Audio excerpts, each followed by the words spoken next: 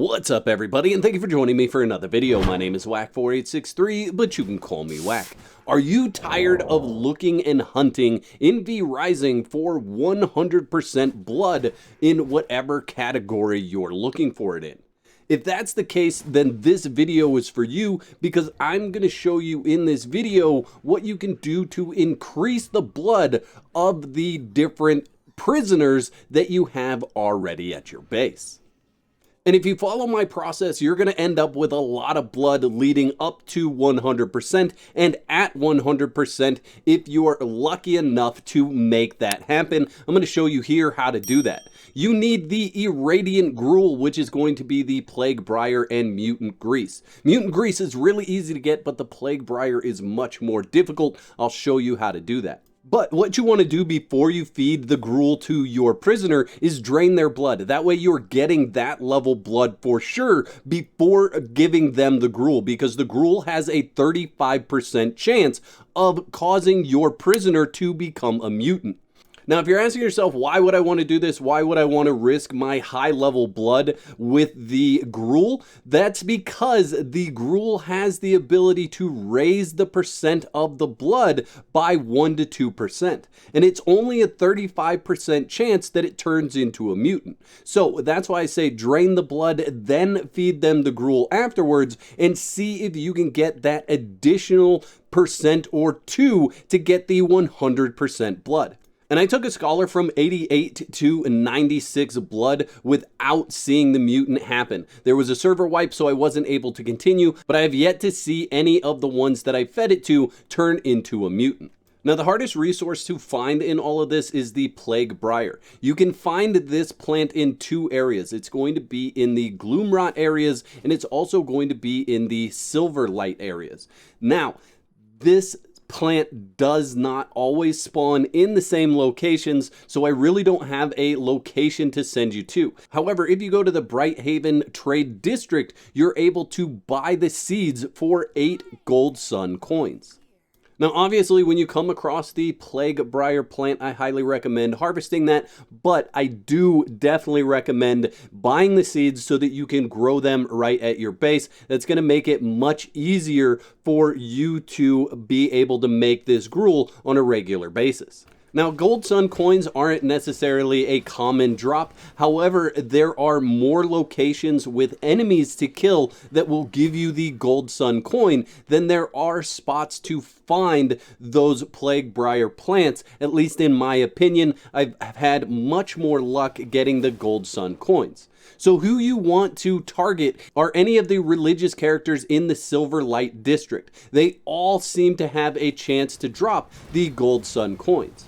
And you'll know you're on the right track if you see them dropping gold necklaces or any other gold items. Those NPCs have the ability to drop these gold sun coins. Now, later on in game, you are able to craft the gold sun coins, but I'm not at that point yet, so I've been really focusing on where you can get the gold sun coins to drop for this video. Now, there is a boss that you need to defeat, and he's going to be up here in the South Gloomrot area, and that is going to be this Angram the Purifier. Now, when I come out here, I turn off to the right-hand side or the north side of this area because there's a mutant that spawns over here, and I can usually get a decent amount of this boss's health reduced by that mutant.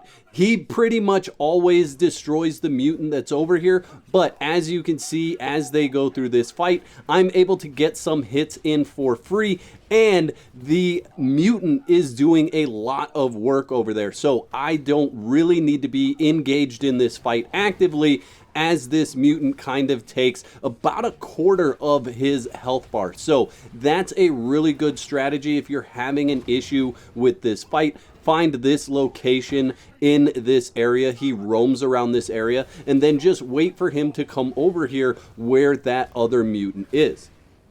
Now, for the most part, this fight consists of him shooting things in the air or shooting things at you, and then he has one attack where he will jump and try to hit you. Make sure you avoid that attack. If you're taking some of the other hits, they're not going to hurt as much as you taking a fist punch from him. He just demolishes you with his punch. So make sure if you're not avoiding anything, or if you're making sure you're avoiding one thing, you want to avoid that punch. And here it is right here. You can see he just flies across the screen and tries to hit you. That's the one that's really going to cause a lot of damage, where the other ones are going to cause damage, but not quite as much as that fist punch.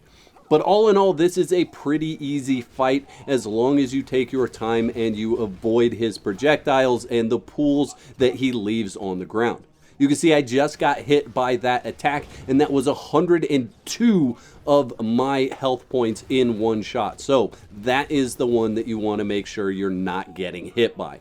Now this boss is level 60. I am level 62 in this video because I spent some time in areas that I shouldn't have been, getting set up so I could have the legendary Reaper for this battle. So I am 2 levels ahead of this boss, and that is something that's totally possible if you know where to go on the map to get those resources. I just had to get some iridium bars so that I could make this particular Reaper.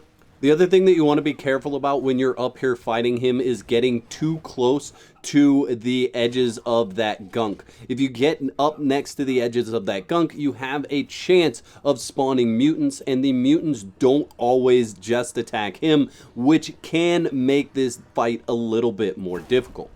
Let me show you where he's at on the map. I'll also show you the items that he dropped for me. I already had some of the stuff learned that he dropped. However, he does give some really good different books and recipes, so that's something that you'll want to watch out for. He also dropped me a crystal there for one of my spells. So let's take a look at that here real quick. You can see he dropped a legendary battle scythe as well, and he dropped this tier 2 jewel. On top of that, if we look in my pouch, he dropped the book for the merciless hollow fang gloves. And then the items that you learn from him are the Chaos Shield, the Mutant Rat, the Major Explosive Box, and of course the Irradiant Gruel, which is what we were looking for. I'd like to thank all my YouTube members for your continued support. Y'all are absolute legends. If you'd like to become a legend, there's a button that says join on this page. Click that for details. There's 2 videos on the screen. Click one of those to watch next, and I'll meet you over there.